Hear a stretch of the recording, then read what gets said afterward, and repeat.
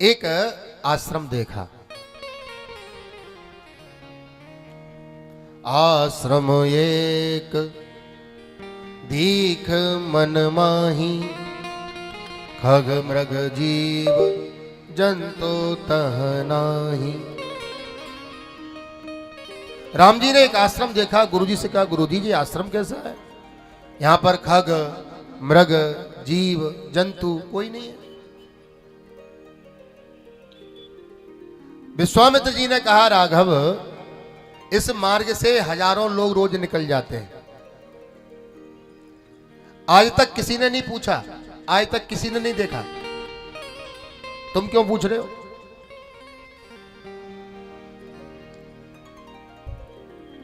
राम जी कहते हैं, परमात्मा गुरुदेव यही तो मेरा स्वभाव है। जिसके लिए जगत अपनी आंखें बंद कर देता है, उसके लिए जगदीश बन के मैं अपनी आंखें खोल देता हूं।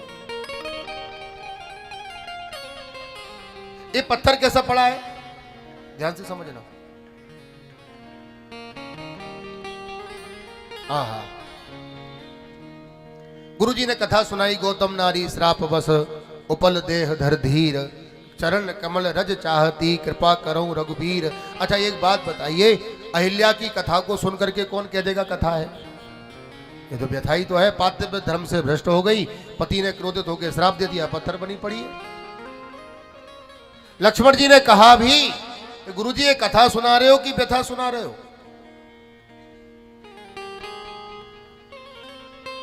विश्वामित्र बोले, लक्ष्मण वैसे तो ये व्यथा है, लेकिन ये व्यथा को सुन कौन रहा है?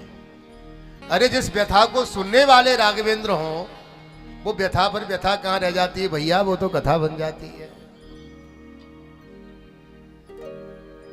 भगवान काय की मूर्ति है। आप पत्थर की मूर्ति को छुओगे, उसके अंग प्रत्यंग सब पत्थर के मिलेंगे। आप मोम की मूर्ति को छुओगे, उसके अंग प्रत्यंग मोम के मिलेंगे। जिस धातु से निर्मित आप उसे प्रतिमा को स्पर्श करोगे, उसके अंग प्रत्यंग सब उसी के मिलेंगे। तो भगवान काय की मूर्ति है? विनय पत्रिका में गोस्वामी जी लिखते हैं, है तुलसी पर प्रीत एक प्रभु मूरत कृपामयी है। भगवान तो केवल कृपा की मूर्ति है। भगवान का एक एक अंग कृपा करता है। अच्छा एक बात और आनंद की है, पूरी रामचरितमानस में किसी को हाथ की कृपा मिली तो पैर की नहीं मिली, किसी को पैर की मिली तो आंख की नहीं मिली, आंख की मिली तो कान की नहीं मिली। लेकिन एकमात्र अहिल्या ऐसा पात्र है जिसको भगवान की पूरी कृपा मिली। कैसे? पूछा पूछा तो वाणी की कृपा, मुनि ही शिला प्रभु देखी देखी आंखों की कृपा, तब सकल कथा मुनि कही विशेषी। कथा कही तो सुनी किसने? कानों ने। ये कानों की कृपा। एक कृपा और है, हम आपसे पूछे ये पत्थर कैसा बड़ा है, आप कहोगे कौन सा पत्थर, तो हम हाथ से बताएंगे ये वाला पत्थर, हाथ की कृपा। किसी ने राम जी से कहा, उद्धार कर रहे हो आप? अरे नहीं महाराज, उद्धार नहीं कर रहा हूं। राम जी कहते हैं, मैं तो अपना बदला चुकता कर रहा हूं।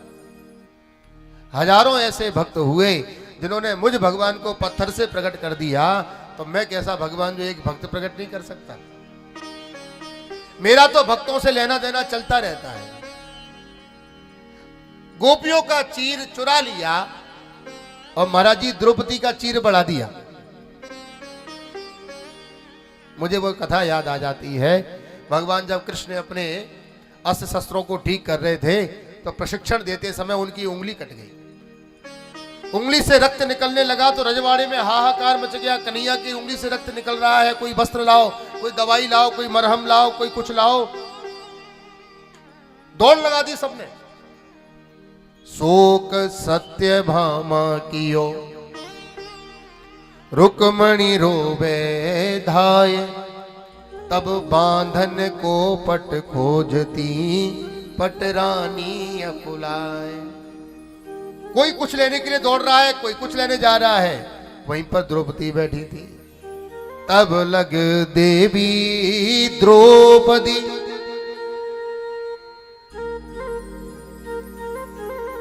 तब लग देवी द्रौपदी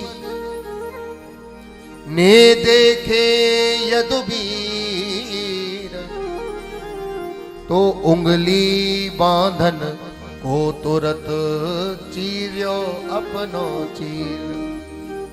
द्रौपदी ने अपना बहुमूल्य साड़ी को फाड़ दिया और भगवान की उंगली पर बांध दी। भगवान के नेत्रों से जल निकल आया। ठाकुर जी कहते हैं कि देवी हम क्षत्रिय हैं, क्षत्रियों के कटना फटना लगा रहता है, तुमने अपनी बहुमूल्य साड़ी फाड़ दी। द्रौपदी कहती है मैंने नहीं फाड़ो चीर, मैंने नहीं फाड़ा, मैंने नहीं फाड़ो चीर,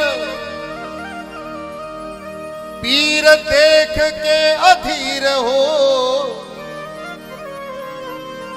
तो धागे ही स्वयं नाथ चीर छोड़ भागे। मैंने नहीं फाड़ा, आपकी पीड़ा से अधीर होकर के धागे अपने आप भाग रहे हैं। वो धागे हैं अभागे जो बढ़े नहीं आगे, भाग्य उन्हीं के जागे जो उंगली पे लागे। प्यारे घनश्याम यदि काम आऊं आपके,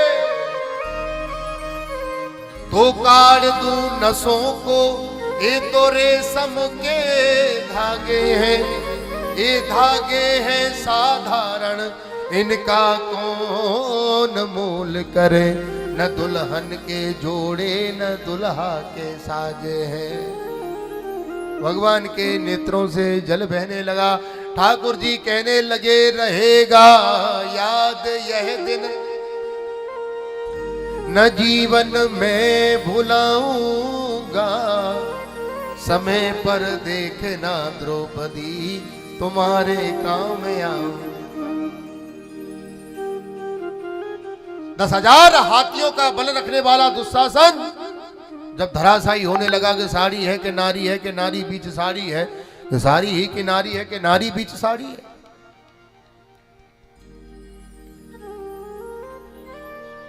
भगवान कहते हैं मैं कृपा नहीं कर रहा, मैं तो चुकता कर रहा हूं अपना हिसाब। अहिल्या पर कृपा करके भगवान अंदर गए।